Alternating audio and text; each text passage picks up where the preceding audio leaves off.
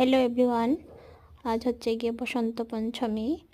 আমাদের ঘরের সামনেই পুজো হচ্ছে, আমাদের পাড়ার সবাই মিলে করি আমরা।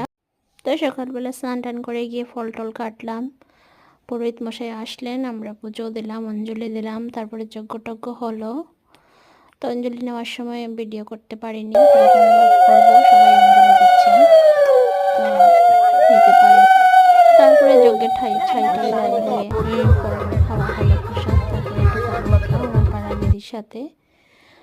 তো ফটো ওঠা শেষ করে আমরা সবজি কাটলাম। তো আমার স্টুডেন্ট একটাকে দিয়েছি ফোন, ভিডিও করে দাও, ও ঠিক করে করতে পারেনি, তো হলো কোনো রকম ভিডিও, এটাই শেয়ার করছি আপনাদের সাথে।